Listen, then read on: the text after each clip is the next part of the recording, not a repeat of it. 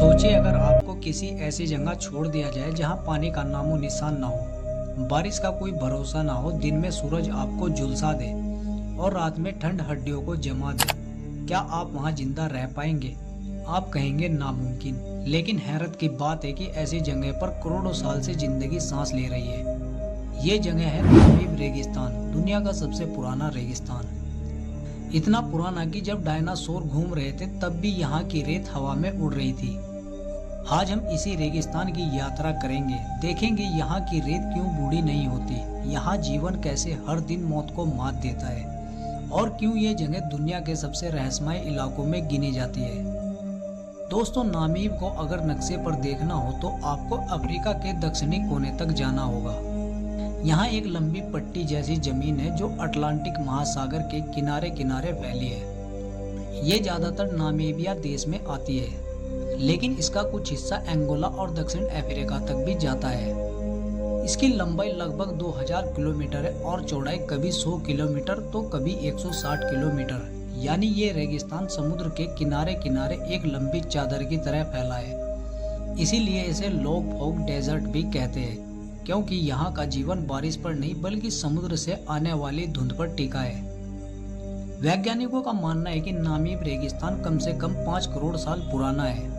कुछ कहते हैं ये 8 करोड़ साल से भी ज्यादा पुराना है। सोचिए, ये जगह तब भी मौजूद थी जब इंसानों का नामो निशान नहीं था। यानी ये धरती का सबसे पुराना रेगिस्तान है। दुनिया के और रेगिस्तान आते जाते रहते हैं, लेकिन नामीब अब भी वही है। रेत के कण बदलते रहे लेकिन इसका अस्तित्व कभी नहीं मिटा। इसीलिए लोग कहते हैं नामीब की रेत कभी बूढ़ी नहीं होती।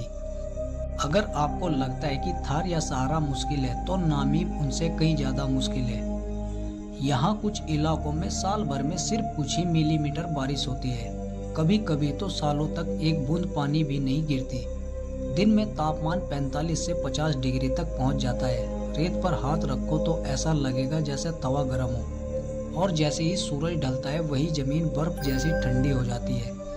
यानी दिन में आग और रात में बर्फ। अब सोचिए, ऐसे हालात में कोई जीव कैसे जी सकता है। लेकिन यहाँ एक वरदान भी है, अटलांटिक महासागर से उठने वाली ठंडी धुंध। ये धुंध रोज सुबह रेत पर फैलती है और छोटे छोटे जीवों को नमी देती है। इस धुंध की वजह से नामीब में जीवन की डोर टिकी हुई है। नामीब की सबसे खूबसूरत पहचान है इसकी लाल रेत के टीले। ये सिर्फ रेत के ढेर नहीं बल्कि धरती की कारागरी है। हवा सालों साल इन्हें आकार देती रहती है। कभी ये ऊंची दीवार जैसे नजर आते हैं तो कभी समुद्र की लहर जैसे। इनमें से कई टीले 300 से 400 मीटर तक ऊंचे होते हैं। वही इनमें सबसे प्रसिद्ध टीला ड्यून 7 है, जो वाल्विस खाड़ी के पास स्थित है। यह लगभग 388 मीटर ऊंचा है, यानी 120 मंजिल के टावर से भी ऊंचा।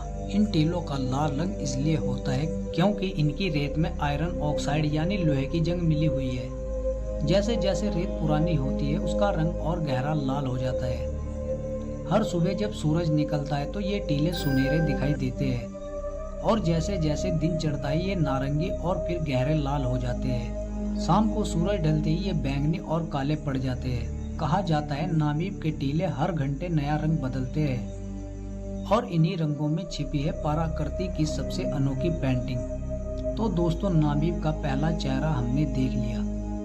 इसकी लोकेशन, इसकी पुरानी कहानी, इसके कठिन मौसम और इसके लाल टीले।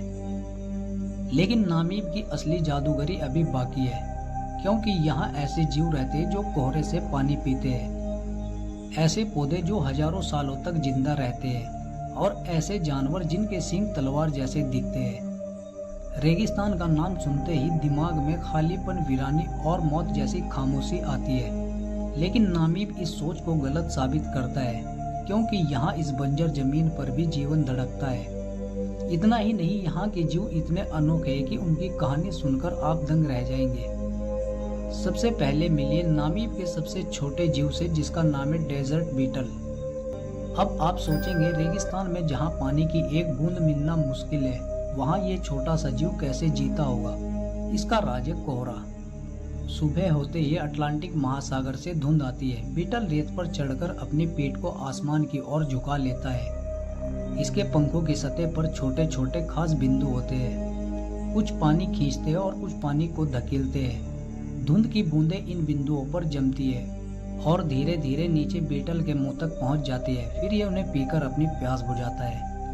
इस प्रक्रिया को फॉग बस्किंग कहा जाता है। एक छोटा सा जीव रेगिस्तान में वाटर हार्वेस्टिंग करता है, यानी जहां इंसान भी जूझ जाए वहां ये छोटा बीटल मजे से जिंदा है।